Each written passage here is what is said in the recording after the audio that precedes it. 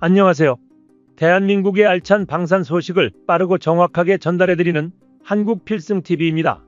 어지러운 시국에도 우리 연구진들은 묵묵히 방산 무기 개발에 매진하며 한국의 국방력을 높이고 있습니다. 우리 국방과학연구소가 핵무기 탑재가 가능한 극초음속 미사일 체계 국제개발 동향이라는 자료를 통해 대한민국이 2000년대 초부터 극초음속 미사일에 관한 기술력을 연구하고 있다고 공식적으로 언급했습니다. 또한 한국군이 미래에 보유하게 될 극초음속 미사일에 대한 극비리 소식이 정보통을 통해 전해졌습니다. 오늘은 이 비밀스런 소식을 전달해드리겠습니다. 국방과학연구소가 소개한 한국형 극초음속 미사일이란 음속의 5배, 시속 약 6,800km 속력을 지속하며 날아가는 새로운 형태의 최첨단 현무 미사일을 뜻합니다. 머지않은 미래에 한국군이 보유하게 될 대한민국 극초음속 미사일은 크게 3가지로 분류되는데요. 첫 번째는 극초음속 미사일 최상위 단계로 불리며 일명 대전략 핵심무기 체계로 분류되는 극초음속 SLBM 현무미사일, 두 번째는 현무 순항미사일을 개량한 이지스 구축함 탑재형 극초음속 순항미사일, 세 번째는 항공모함 킬러가 될 대한민국 공군 KF-21 전투기에 탑재할 극초음속 미사일입니다. 대한민국은 적극적으로 극초음속 미사일에 대한 기초적 기술력을 연구하고 있습니다. 현재 한국은 현무미사일의 도안으로 극초음속 대륙간 현무미사일 개발을 진행하기 위한 기초를 다지고 있습니다. 대륙간 극초음속 현무미사일이란 우주 로켓 발사체의 추진력을 이용해 대기권을 돌파하며 우주까지 올라갔다가 이후 극초음속으로 비행하면서 순식간에 하강하며 적국의 대도시나 군사시설 등 대규모 목표 지점을 정밀하게 타격하여 적극을 무력화시켜버리는 것입니다. 이론만 따지자면 극초음속 탄도미사일의 탄도 속력은 발사체 탄도미사일 엔진의 능력에 따라 마하 20 시속 24,000km 이상으로 지구상에 존재하는 무기 중 가장 빠른 속력을 낼 수 있습니다. 대한민국은 일전에 누리호를 완성시켰습니다. 사거리 해제 직후 쏘아올린 누리호 1호는 한국과 8,600km 떨어진 호주 해역에 불시착하고 말았는데요. 일각에서는 이것이 군사실험 아니냐는 반발이 있었습니다. 그 정도로 대한민국은 사거리를 늘리는 기술이 발달되었으며 속력도 이에 맞춰 빠르게 성장하는 추세입니다. 한국형 극초음속 글라이딩 탄도는 매우 복잡한 형상을 지니고 예측할 수 없는 비행이 가능해 적군의 레이더망과 욕격 미사일을 완벽하게 회피하며 목표 지점을 향해 발사된 탄두는 극초음속의 속력을 유지한 상태로 초음속 전투기처럼 제한 없이 활동하는 게 가능하며 현대의 기술적 한계로 인해 미국과 러시아도 사실상 욕격이 매우 까다롭다고 알려져 있습니다. 이러한 극초음속 미사일 탄도의 전술핵 무기이라도 탑재하게 된다면 정말로 대전력은 무기를 한국이 보유하는 것과 마찬가지인데요. 이처럼 상상을 초월하는 속력과 파괴력 앞에서 모든 종류의 방공망과 요격 미사일은 한국 앞에서 무력해지며 마하 20 이상의 극초음속 탄도 미사일은 전 세계에 존재하는 모든 미사일 방어 체제를 가볍게 털어버릴 수 있습니다. 과거에는 한미 미사일 지침에 의해 한국군이 미사일을 연구하기 까다롭다는 문제가 있었지만 이와 관련한 제한이 완전히 사라지면서 현무 미사일을 활용한 극초음속 탄도 미사일의 개발 계획이 시동을 걸었습니다. 2027년 후반까지 극초음속 탄도 미사일에 관한 기초적인 개발 계획을 완료할 예정이며 이것은 국방과학연구소에서 현무6, 현무탄도 미사일 개발과 병행할 가능성이 굉장히 높습니다. 현무 미사일이 먼저 완성된다면 현무 미사일의 동체를 활용한 극초음속 탄도 미사일 개량화도 충분히 가능합니다. 현재까지 국방위원회가 발표한 자료를 보면 앞서 말했던 극초음속 공대지 미사일과 극초음속 순항 미사일 등 2020년대 중반까지 개발 완료 후 실전 배치 단계에 들어갈 2가지 형태의 극초음속 미사일의 개발을 완료하고 여기서 배우고 습득한 기술력을 현무6 미사일의 탄두에 적용시켜 한국형 극초음속 탄도 미사일 개발에 들어갔습니다. 한국형 극초음속 순항 미사일 개발을 위해 램제트 추진기관 기술 연구에 성공했으며 2010년부터 2012년까지 극초음속 퓨전형 핵심 기술 응용 연구를 실시한 뒤 2011년부터 2017년까지 초고속 공기흡입 엔진 실험과 함께 극초음속 순항 미사일 특화 연구실 구축을 통한 각종 관련 연구의 성공적인 수행 성과를 기록했습니다. 또한 한국은 이미 2018년부터 마하 11 이상의 KDX 이지스 구축함 발사용 극초음속 비행체를 실험하고 있는 게 확인되었으며 KF-21 전투기에 탑재되는 공대지 극초음속 미사일보다 더욱 빠르게 실전 배치를 준비하고 있습니다. 최소 2030년대 중반까지 극초음속 탄두를 장착한 장거리 탄도미사일을 한국군이 개발해 배치할 경우 한국의 잠재적 적극 상대로 엄청난 파장을 불러올 것으로 예상됩니다. 대륙간 탄도미사일로 불리는 ICBM 미사일은 고도화된 요격미사일과 방공망으로 요격할 확률이라도 존재하지만 극초음속 탄도미사일부터는 어디서 발사된지도 모른 채 날아오는 미사일을 폭격당하고 말 것입니다. 한국이 개발하는 극초음속 미사일의 발사체계는 순항미사일용 로켓 또는 고고도 KF-21 전투기를 이용하며 궁극적으로는 탄도미사일에서 발사되는 극초음속 탄도미사일을 보유하는 것입니다. 외교적인 전략으로 바라본다면 다른 국가들보다 빠르게 극초음속 미사일을 대량 생산하여 주변국과의 군사력 격차를 더욱 벌리는 것에 한국은 중점을 두고 있습니다. 국방부에서는 이를 국방중기계획에서 정확히 언급했으며 목표를 달성하기 위해 대한민국의 미사일 연구진들이 끝없이 노력할 것입니다. 한국산 극초음속 순항미사일은 저고도에서 최대 마하 15 정도까지 속도를 낼 수 있으며 국방부의 발표를 보듯 한국군이 개발하는 극초음속 미사일은 마하 15의 속력을 궁극적인 목표로 두고 끊임없이 연구를 지속하고 있습니다.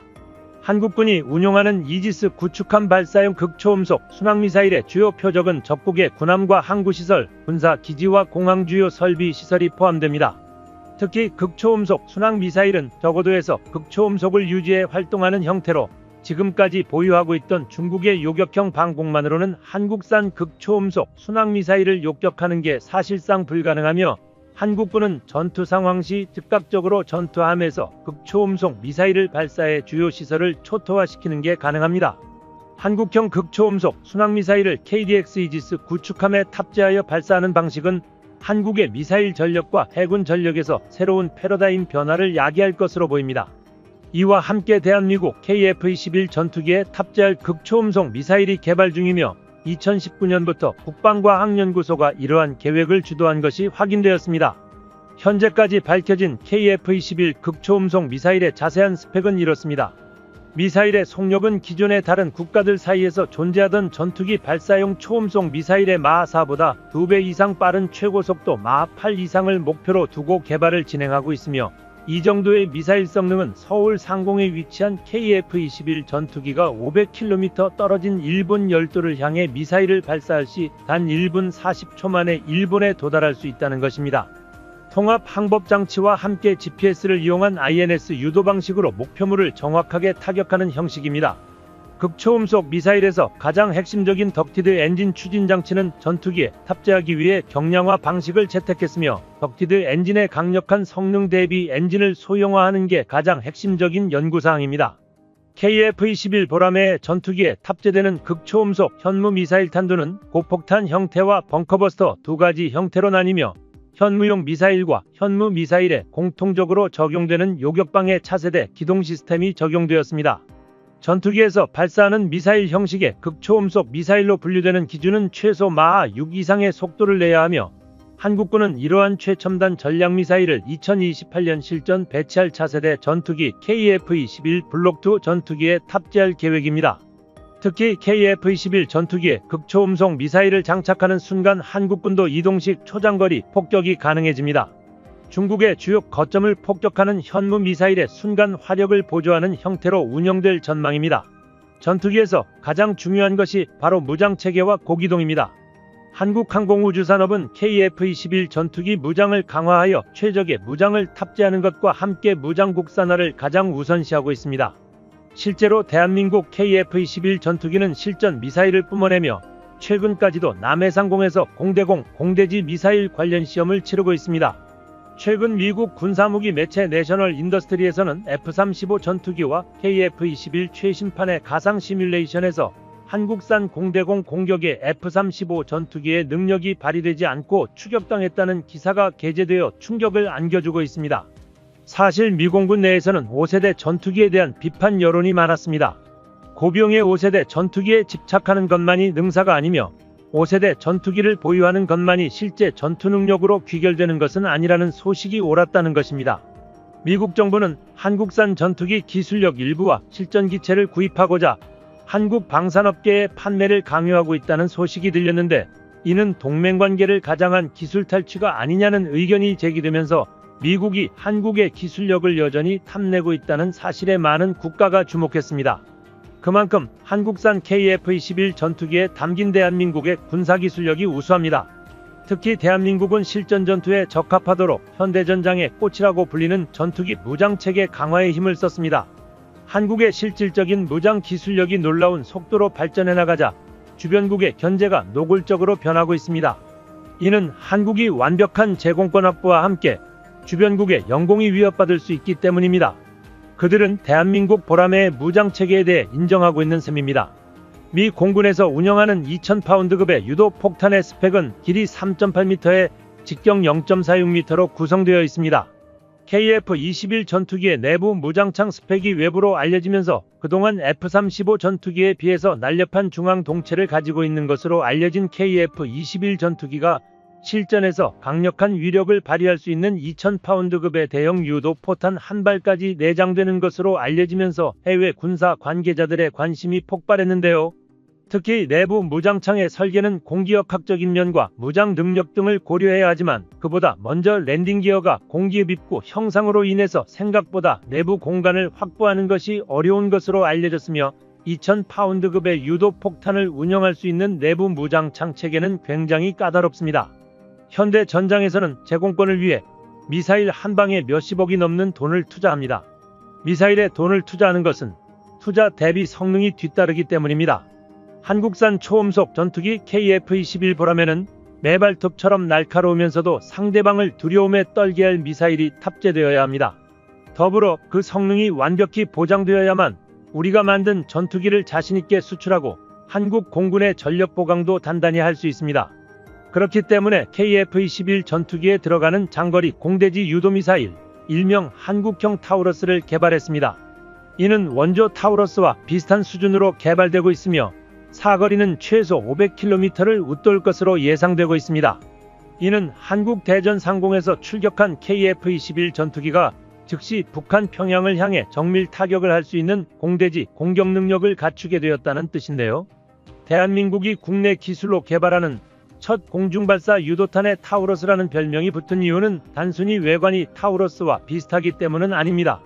MBDA는 일찍부터 대한민국의 공중발사 유도 폭탄 기술이 이미 완숙했음을 알아차리고 공동 개발에 대한 제의를 해왔습니다. 하지만 대한민국의 입장에서는 이미 기술력을 확보한 상태이기 때문에 독일과 공동 개발에 나설 필요 없이 독자 개발을 선택하였습니다. 독일의 KEPD-352 무기체계의 별명은 벙커버스터, 즉 미사일을 피하기 위해 땅속에 만든 벙커까지 폭파하는 미사일이라는 것인데요.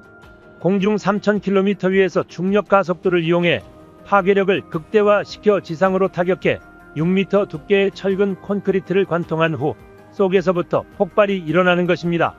한국형 타우러스도 동일한 위력을 가졌습니다. 그런데 이제 세계 최고 수준의 벙커버스터 미사일을 대한민국이 직접 독자 개발해내기 시작했습니다. 이는 기술적 난이도가 굉장히 높기 때문에 세계 각국에서는 한국이 개발한 미사일에 주목하며 경악했습니다. 최근 대한민국 국군의 미사일을 연구하는 국방과학연구소에서 의미심장한 발언을 해서 화제가 되었습니다. 바로 KF-21 전투기에 탑재하는 미사일은 차세대 국산 미사일로 사거리가 1000km를 넘어가더라도 미사일이 알아서 표적을 향해 날아가기 때문에 조종사는 미사일에 대해 잊고 있더라도 알아서 표적을 명중해 타격하는 최첨단 전자장비를 포함한 미사일의 폭장력과 엔진 추력 등 아무리 미사일 내부의 성능이 업그레이드되어도 한국의 최첨단 기술력으로 성능 대비 무게를 획기적으로 줄이는 소형화 단계에 전혀 무리가 없다고 판단했으며 이로 인해 폭자격과 사거리를 늘리는 과정까지 빠르게 성공시키는 것이 가능해졌습니다. 이와 같이 대한민국 공군은 중국의 주요 대도시들을 순식간에 타격해 폭파시키는 것마저 가능한 초점거리의 미사일을 KF-21 보라매 전투기에 장착할 수 있게 된 것입니다. 대한민국의 무궁한 자주국방을 위한 KF-21 전투기 성능 개량의 가장 효과적인 방법은 바로 경쟁기체를 압도할 성능의 강력한 국산 미사일을 KF-21 전투기에 직접 장착하여 무장체계를 극대화하는 것입니다. 한국 공군은 처음부터 단계적 업그레이드 방식으로 KF-21 전투기에 탑재할 차세대 무장체계인 최첨단 천룡미사일을 개발하겠다고 계획하였으며 천룡미사일 개발 후 드디어 그 모습을 전 세계에 공개하였는데요. 모습을 드러낸 웅장한 최첨단 천룡미사일이 지상의 목표물을 정확하게 타격하는 모습은 전 세계의 한국의 무기기술의 위상을 과시하기 충분하였습니다. 국방과학연구소는 SLB 미사일과 초음속 대한미사일에 이어서 소문이 무성했던 KF-21 전투기 천룡미사일의 실체를 공개한 것이며, 대한민국도 이제는 세계 전투기용 공대지 미사일 보유국에 합류했다는 당당하고 자랑스러운 선포를 마쳤습니다. 특히 한국의 영원한 주적인 중국의 주요 행정건물과 발전소, 군사기지공항 및 항구 등의 주요 건축물을 무너뜨리고 폭파시키는 데 천룡미사일의 역할은 굉장히 치명적으로 작용할 수 있었습니다.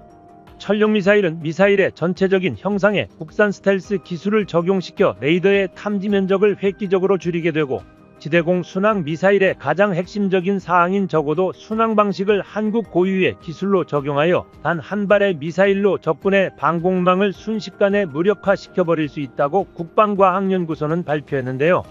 이 소식을 들은 중국 시진핑 정부는 불편한 기색을 드러내었고, 중국의 공영방송인 환구15 역시 대한민국의 KF-21 전투기와 함께 미사일에 대한 보도를 진행했습니다. 중국의 제-20 전투기는 얼마 전 또 추락사고가 이어지면서 대한민국의 천룡미사일을 KF-21 전투기에 장착한다는 이 발표는 중국에게 있어서 굉장히 부담스럽게 느껴질 것이며 경악하는 모습까지 보였습니다. 이렇게 우리의 적국까지 떨게 만드는 유용을 뽐내는 천룡미사일의 사거리는 800km 이상이 1차적 목표이며, 고성능 순항미사일 모터를 탑재하여 미사일의 출력을 높여 마하 7 이상의 속력을 달성하는 데에 완벽히 성공했습니다. KF-21 전투기는 2개씩 이어 붙여진 무장창의 도어를 중심에서 외부로 이중으로 잡히도록 설계되어 비행시 내부 무장창이 열리더라도 공기의 저항을 최소화할 수 있는 설계를 적용하여 효율성을 극대화했습니다.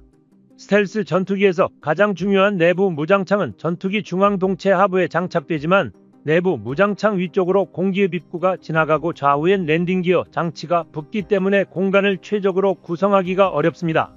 또한 중앙 동체 면적으로 내부 무장창을 구성하게 되면 기체의 기본적인 외부 내구 강성을 유지하는 데도 상당히 불리하기 때문에 세밀한 설계를 통해 무장 능력과 비행 능력, 그리고 기체 보조 수명과 비행 항력까지 다양한 핵심 조건을 모두 맞아야 합니다.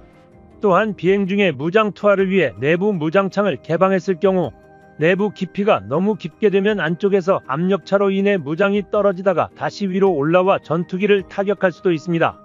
이는 안쪽에 설치된 다양한 파이프와 항전장비 송산으로 이어질 수 있습니다.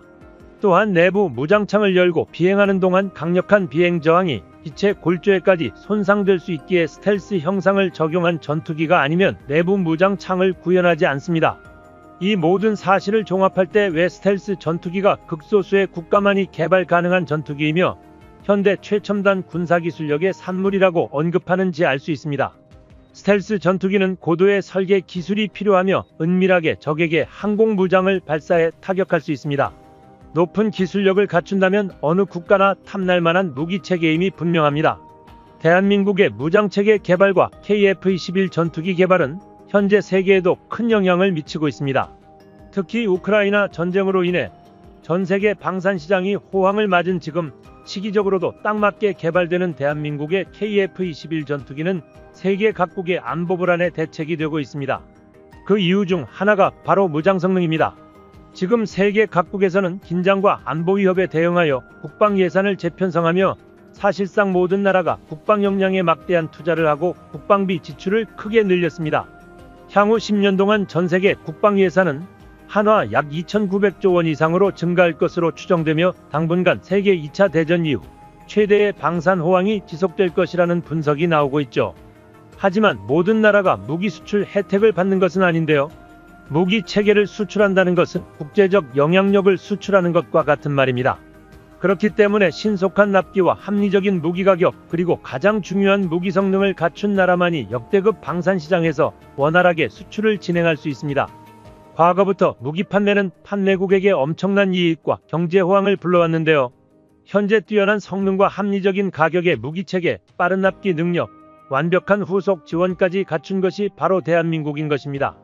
특히 이번에 개발하는 KF-21 전투기는 세계 탑급 수준의 무장체계를 갖추고 있기 때문에 세계 각국에서는 한국의 무장체계에 대한 열망이 강합니다. 대한민국의 열망을 한층 더 불타오르게 한 데에는 미국도 한몫했습니다. 미국은 사실 KF-21 전투기 개발 중에도 무장체계로 갑질을 했던 이력이 있습니다.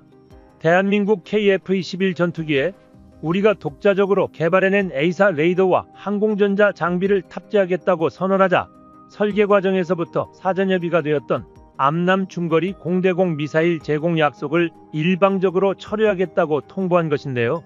이에 대한 미국의 핑계는 아직 개발이 완전히 이루어지지도 않은 KF-21 전투기에 자국의 뛰어난 미사일 탑재를 할 수 없다는 것이었지만 미국의 진심은 뻔했습니다. KF-21 전투기 개발이 국제 방산 시장에 미치는 영향력이 점점 커져가는 이 순간 미국은 현재까지 공중전력 대부분을 자신들에게 의지하고 있던 대한민국이 자신들의 영향력에서 벗어나려 하자 비겁하게 갑질을 하며 경고장을 띄운 것인데요. 물론 미국에서는 초반에 KF-21 프로젝트가 실패하거나 KF-21 전투기를 개발하더라도 적어도 10년에서 20년 동안은 대한민국 방산시장을 좌지우지할 수 있을 것이라고 예상했습니다.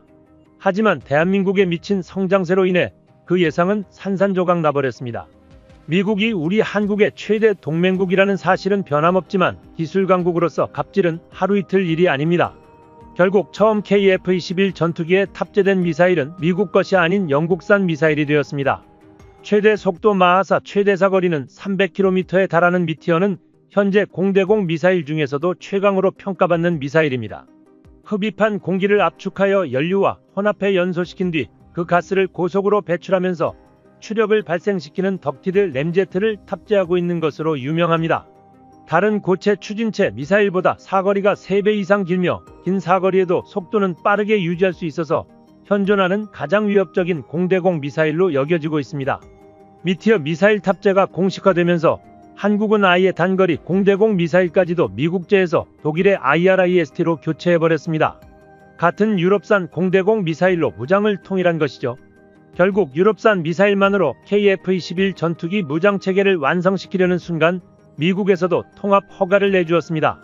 덕분에 한국의 KF-21 전투기는 미국산부터 유럽산 미사일까지 모두 탑재 가능한 멀티형 전투기로 경쟁 우위에 서게 되었습니다. 거기에 화력 위주의 무기체계 개발에 힘입어 한국 무장체계의 화력은 세계 최선두를 달릴 정도로 놀랍습니다. 한국이 괜히 화력의 나라라고 불리는 것이 아닙니다. KF-21 전투기의 화력은 물론 개발이 완성되어가는 일명 핵탄두 미사일 현무5의 화력도 세계가 놀랄 정도입니다. 이 역시 지상무기인데 대한민국은 2200대 이상의 전차 자부포와 곡사포를 모두 합해 11,000문이 넘는 포병 전력을 가졌으며 국토면적 대비 엄청난 규모의 육군 전력을 가졌습니다. 하지만 항공기술에 대해서는 불모지였지만 이제 대한민국은 전투기 시장에서도 막강한 경쟁력을 확보하기 시작했습니다. 기존 화력 기술을 가지고 있던 대한민국이기 때문에 한국의 항공무기체계는 빠르게 발전하고 있습니다. 그렇기 때문에 KF-21 전투기는 FA-50 전투기와 함께 단숨에 세계 방산시장의 트렌드가 되었습니다. 무기 개발에 있어서 해외 수출 역시 중요한 요소인데요. 대한민국은 준수한 성능은 물론이고 경제성 및 빠른 배송 일정으로 인해 해외 다양한 고객들의 관심을 끌고 있습니다. 단적인 예로 폴란드의 경우 대한민국과 수출 계약을 체결한 지 1년도 되지 않아 FA-50 전투기를 인도받았습니다. 미국이 폴란드에게 F-16 전투기를 2030년이 되어서야 인도할 수 있다는 조건을 내세운 걸 보면 한국의 전투기 납품 속도는 미친듯이 빠른 수준입니다. 기체의 성능 신뢰성과 빠른 납기를 모두 만족할 수 있는 나라는 오직 대한민국이 유일합니다. 그렇기 때문에 KF-21 전투기 역시 이제 막 생산이 시작되었는데도 불구하고 수출에 대한 문의가 쏟아져 오고 있습니다. 대한민국의 효율과 화력의 진심인 한국의 기술력이라면 세계 전투기 시장에서 경쟁 우위를 차지하고 대한민국 스스로 국방력을 높이는 데 문제 없을 것입니다. 한국필승TV 시청해주셔서 감사합니다. 좋아요, 구독, 알림 설정 해두시면 언제나 신속하고 정확한 국방 소식 전달해 드리겠습니다. 구독자 여러분 좋은 하루 보내세요.